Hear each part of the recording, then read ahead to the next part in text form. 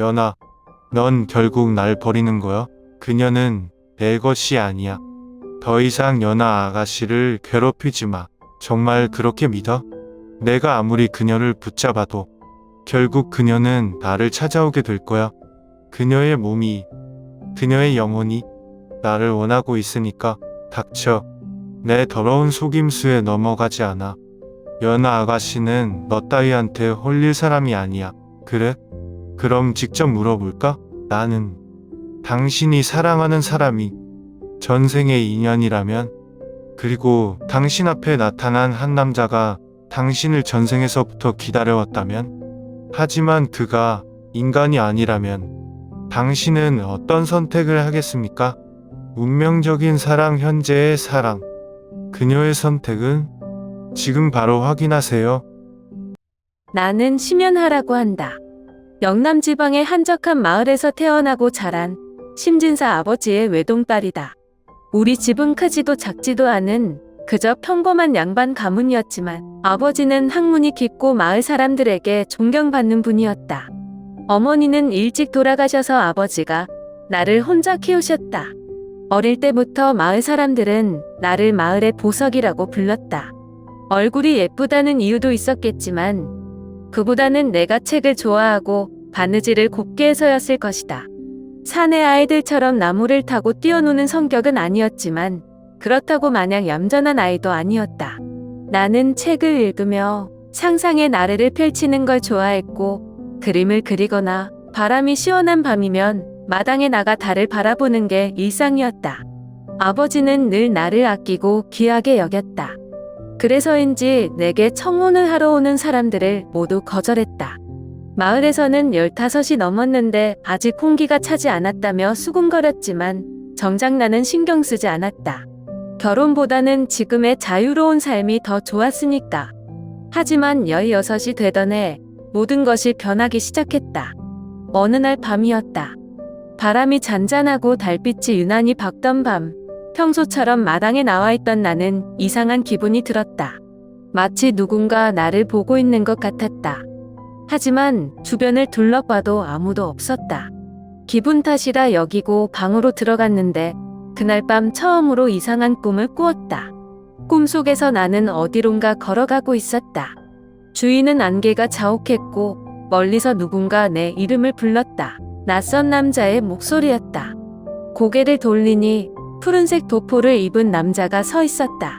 얼굴은 흐릿해서 알아볼 수 없었지만 이상하게도 그가 나를 오래전부터 알고 있는 듯한 느낌이 들었다. 그는 말없이 나를 바라보았고 그 순간 심장이 쿵 하고 내려앉았다. 깜짝 놀라 눈을 뜨니 새벽이었다. 가슴이 두근거리고 온몸이 식은땀으로 젖어 있었다. 이상한 꿈이라고 생각하고 넘겼지만 그날 이후 같은 꿈을 계속 꾸게 되었다.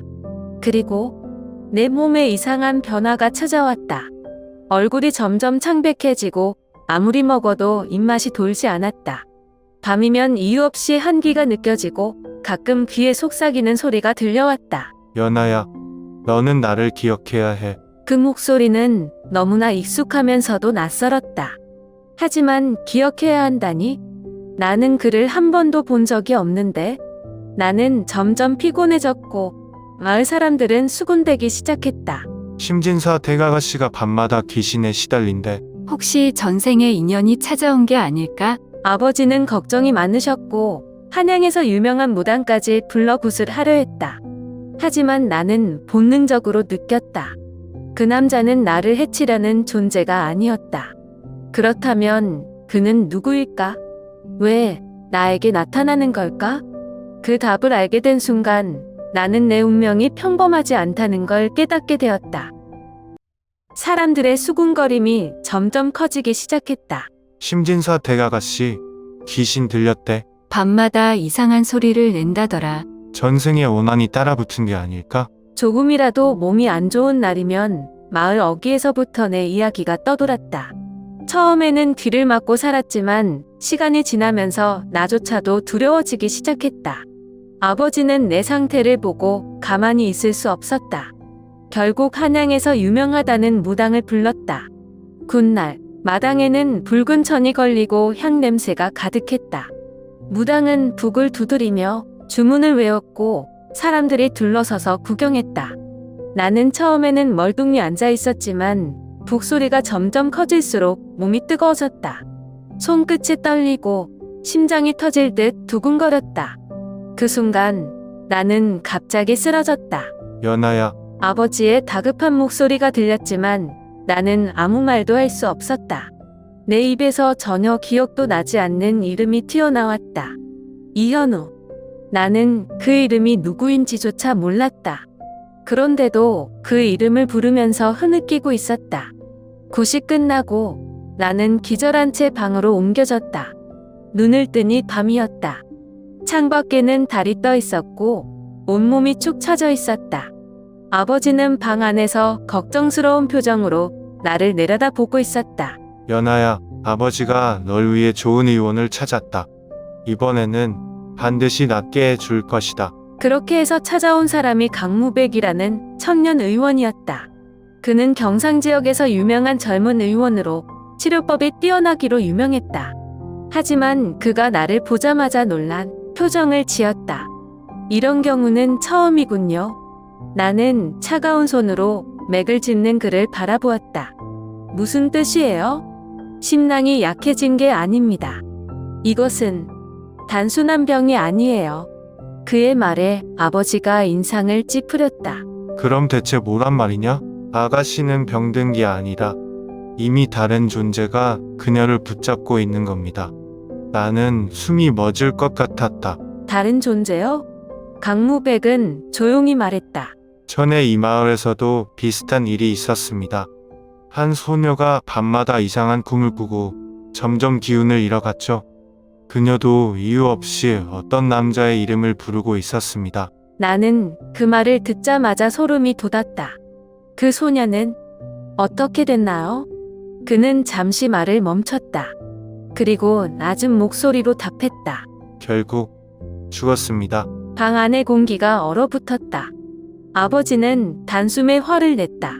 아니, 그런 불길한 말을 왜 하는 거냐? 우리 연하는 절대 그렇게 되지 않을 것이다. 저도 그렇게 되지 않도록 도울 겁니다. 하지만 아가씨를 붙잡고 있는 존재가 누구인지 밝혀내야 해요. 그렇지 않으면 그는 말을 흐렸다. 나는 그를 바라보았다. 그리고 처음으로 깨달았다. 이건 단순한 악몽이 아니었다. 누군가 정말로 나를 부르고 있었다. 하지만 왜? 그는 누구이며 왜 나를 찾아온 걸까? 그리고 나는 그를 기억해야만 하는 걸까? 강무백은 내 병의 원인을 밝히기 위해 한 가지 방법을 시도해 보기로 했다. 바로 영혼의 연결고리를 찾는 의식이었다. 그게 무슨 뜻인지 나는 잘 몰랐지만 그는 나를 깊은 최면 상태로 유도해서 내가 보는 것, 듣는 것을 통해 그 존재가 무엇인지 밝혀내겠다고 했다. 그날 밤 마당에는 커다란 청동 향로가 놓였고 연기는 은은하게 피어올랐다.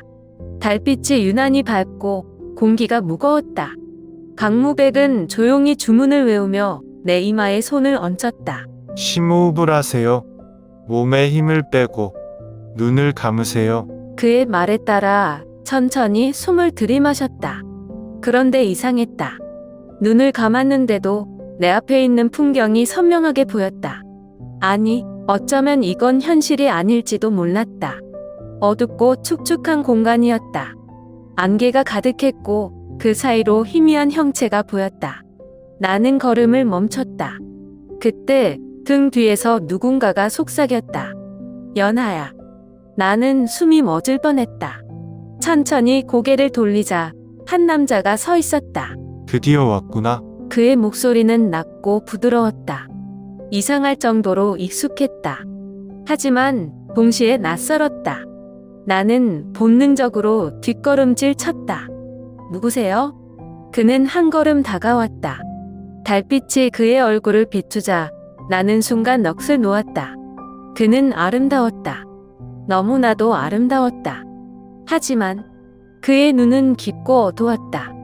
마치 끝을 알 수 없는 심연 같았다. 내가 나를 잊었구나. 하지만 괜찮아. 곧 기억나게 될 거야. 그의 손이 내 얼굴 가까이 다가왔다. 나는 반사적으로 몸을 피하려 했지만 몸이 굳어버렸다. 그 순간 어디선가 강무백의 목소리가 들려왔다. 연아 아가씨, 정신 차리세요. 강무백이 갑자기 나타나 내 손목을 잡아당겼다. 나는 정신을 차리고 급히 물러났다. 그에게서 떨어지세요. 그는 사람이 아닙니다. 남자의 표정이 순식간에 차가워졌다. 내가 끼어들 자리가 아니다. 연아 아가씨, 저 자는 인간이 아닙니다. 몇백 년 동안 젊은 여자들의 영혼을 빨아들이며 살아온 유마입니다. 나는 숨이 막혔다. 요마. 남자는 가만히 나를 바라보았다. 그러더니 천천히 미소를 지었다. 그래, 맞아.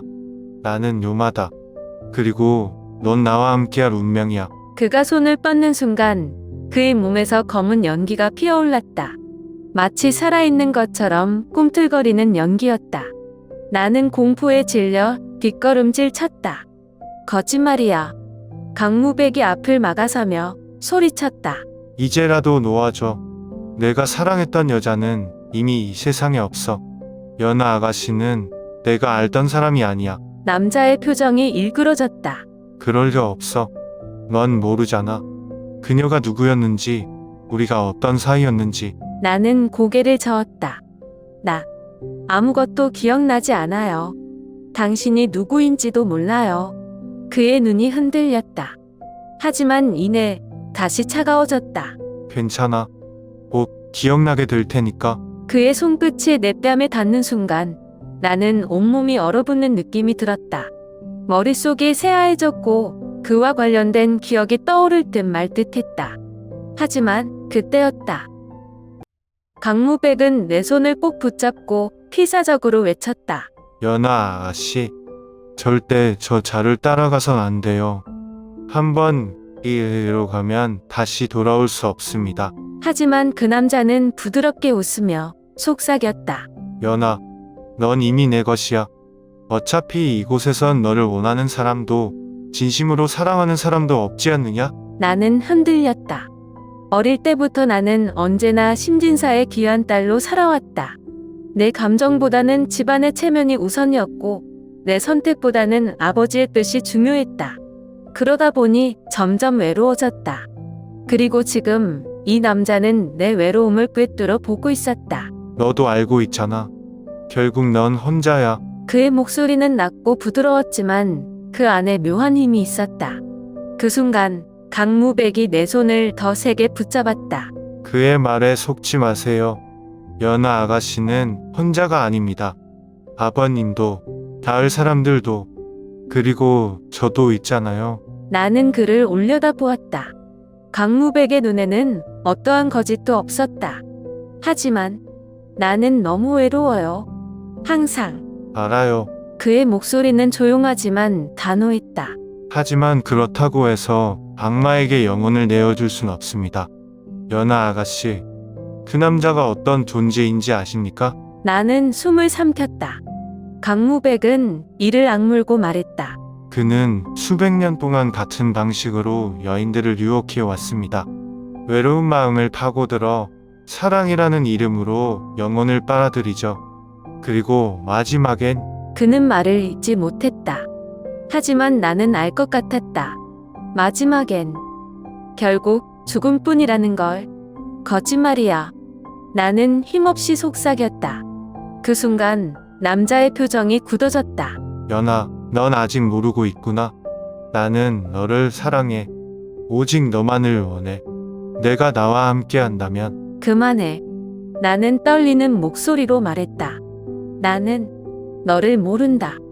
그리고 너를 믿을 수도 없어.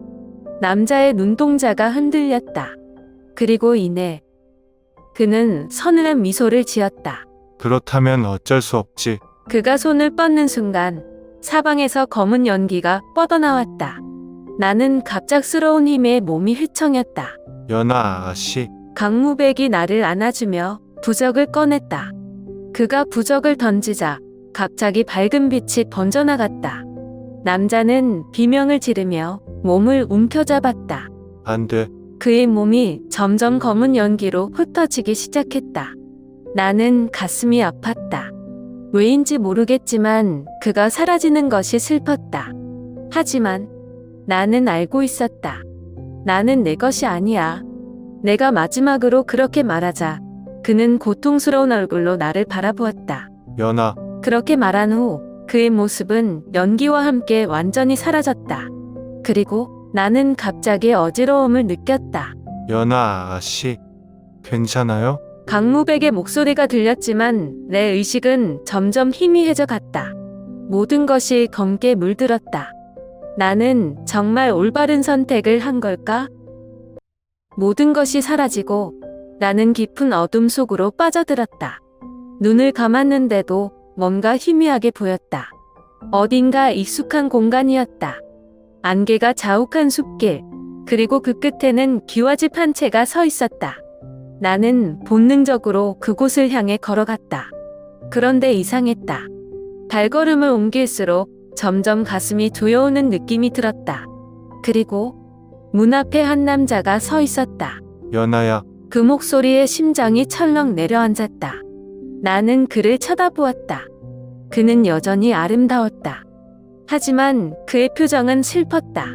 너는 결국 나를 떠나는구나. 나는 대답할 수 없었다. 무언가 가슴 속에서 답답함이 밀려왔다. 하지만 괜찮아. 언젠가 다시 너를 찾을 거야. 그가 손을 내밀었다.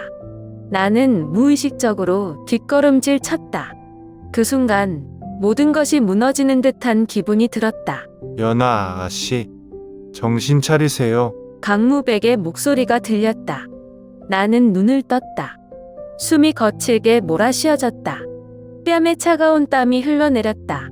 괜찮아요? 강무백이 내 손을 잡고 걱정스러운 얼굴로 나를 바라보고 있었다. 나는 떨리는 목소리로 물었다. 그는 사라졌나요? 네, 이제 더 이상 아가씨를 괴롭히지 않을 겁니다. 나는 안도의 한숨을 내쉬었다. 하지만 어딘가 모르게 가슴이 먹먹했다. 모든 것이 끝났는데 왜 이렇게 슬픈 걸까? 나는 그를 정말 몰랐던 걸까? 아니면 정말로 과거에 인연이 있었던 걸까? 강무백은 내 손을 살짝 놓으며 말했다. 당분간 쉬시는 게 좋겠어요. 몸도 많이 지쳐 있으니까요. 나는 고개를 끄덕였다. 하지만 머릿속에서는 아직도 그의 마지막 말이 맴돌고 있었다. 언젠가 다시 너를 찾을 거야. 그가 정말 다시 올까? 그리고 나는 그를 완전히 잊을 수 있을까? 그날 이후 모든 것이 끝난 줄 알았다. 하지만 아니었다. 보름달이 뜬 밤 다시 그 목소리가 들려왔다. 연아야, 정말 나를 잊은 거야? 나는 숨이 멎을 것 같았다. 천천히 눈을 떴다. 그런데 이곳은 내 방이 아니었다. 나는 어둠이 가득한 숲속에 서 있었다. 나뭇잎 사이로 달빛이 새어나왔고 땅 위로 길고 짙은 그림자가 드리워졌다. 싸늘한 바람이 피부를 스쳤다. 그리고 그가 서 있었다. 사라졌다고 믿었던 그 남자. 그는 더 이상 검은 연기에 쌓인 존재가 아니었다. 이전보다 더욱 또렷한 모습으로 한층 더 위압적인 분위기를 풍기며 나를 바라보고 있었다. 깊고 날카로운 눈동자, 부드러운 미소, 하지만 그 안에는 알 수 없는 무언가가 숨어 있었다. 그가 한 걸음 다가왔다. 연아야, 행복하니? 나는 한 걸음 물러났다. 가슴이 터질 듯 뛰었다. 넌 이미 사라졌잖아. 그는 밖에 웃었다. 나는 사라진 적이 없어. 늘 내 곁에 있었어. 내가 날 잊었다고 해도 내 몸 나를 기억하고 있어. 나는 온몸에 소름이 돋았다. 그의 말이 사실일 리 없었다. 그런데도 가슴이 묘하게 두근거렸다. 그가 손을 뻗어 내 뺨을 어루만지려는 순간 누군가가 나를 거칠게 끌어당겼다. 연아 아가씨, 강무백이었다. 그는 나를 자신의 품에 안고 날카로운 시선으로 그 남자를 노려보았다. 이젠 정말 끝이다. 화져라. 하지만 그 남자는 비웃듯 웃었다. 끝이라고? 내가 그렇게 생각한다고 끝날까? 강무백은 이를 악물었다.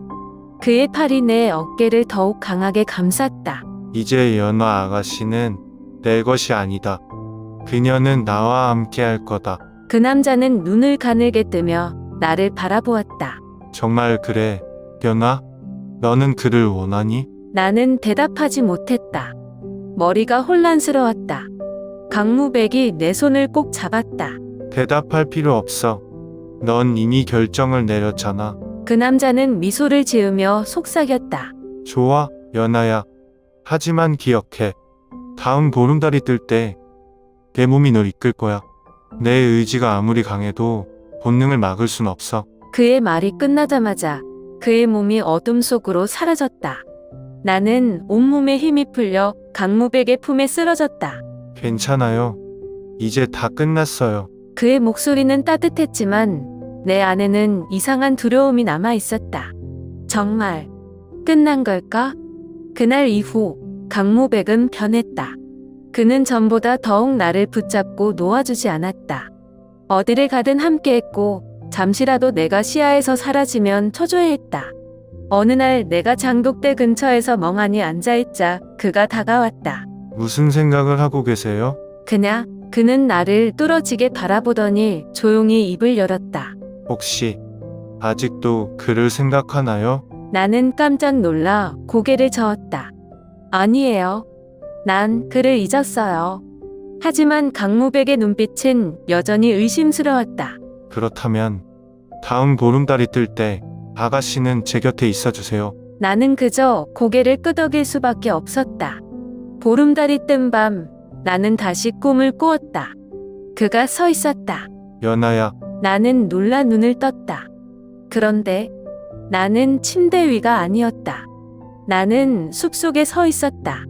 그리고 그가 내 앞에 있었다. 내가 말했잖아. 넌 결국 나에게 올 거라고. 나는 믿을 수 없었다. 언제, 어떻게 여기로 온 걸까? 내 발이 스스로 움직였던 걸까? 그가 천천히 다가왔다. 이제 선택해. 나와 함께 할 것인지. 나는 몸을 떨며 대답하지 못했다. 그 순간 숲속에서 누군가가 뛰어왔다. 연아 아가씨, 강무백이었다. 그는 거침없이 달려와 나를 끌어안고 허리춤에서 날카로운 단검을 꺼냈다. 이제 끝이다. 그의 단검이 빠르게 움직였다. 칼끝이 그 남자의 가슴을 찌르는 순간 강한 빛이 번졌다. 남자는 고통스러운 비명을 질렀다. 연아, 그의 목소리가 사라졌다. 모든 것이 조용해졌다. 그리고 나는 정신을 잃었다. 눈을 떴을 때 나는 따뜻한 온기를 느꼈다. 강무백이 나를 꼭 끌어안고 있었다. 그의 품은 언제나처럼 단단하고 든든했다. 우리는 이긴 거죠? 나는 속삭이듯 물었다. 그는 조용히 고개를 끄덕였다. 그래요. 이제 다시는 그가 돌아오지 않을 거예요. 나는 안도의 한숨을 내쉬었다. 이 모든 게 끝났다는 사실이 실감나지 않았다. 하지만 가슴 어딘가가 조금 허전했다. 강 의원님. 내가 그의 이름을 부르자 그는 나를 내려다보았다. 정말 끝난 걸까요? 왜 그런 표정을 짓고 계세요? 그냥 이상해요. 이제 모든 게 끝났는데 마음이 이렇게 공허할 줄은 몰랐어요. 그는 내 손을 잡았다. 그건 아가씨가 그를 완전히 지우지 못해서 그럴 겁니다. 제가 그를 그리워하고 있다는 뜻인가요? 아니요. 단지 너무 오랫동안 그의 존재에 시달려서 이제는 익숙해진 거겠죠. 마치 한겨울이 지나고도 몸이 여전히 추위를 기억하는 것처럼요. 나는 그의 말에 가만히 고개를 끄덕였다. 그렇구나. 이 감정은 미련이 아니라 그저 익숙함 때문이구나. 나는 그를 바라보았다. 강 의원님. 그는 내 눈을 깊이 들여다보았다. 저는 정말로 말하지 않아도 돼요. 그가 나의 뺨을 감싸며 조용히 말했다. 저는 이미 알고 있어요. 그의 손이 내 허리를 감싸 안았다. 그리고 나는 처음으로 완전한 안도감을 느꼈다. 나는 그의 가슴에 얼굴을 묻었다. 저 강 의원님을 사랑해요. 그는 아무 말도 하지 않았다. 대신 나를 더욱 꼭 끌어안았다. 그 순간 더 이상 과거에 사로잡히지 않겠다고 다짐했다. 이제 나는 자유다. 보름달이 환하게 빛나는 밤이었다. 하지만 이번에는 나는 더 이상 그 아래서 떨지 않았다.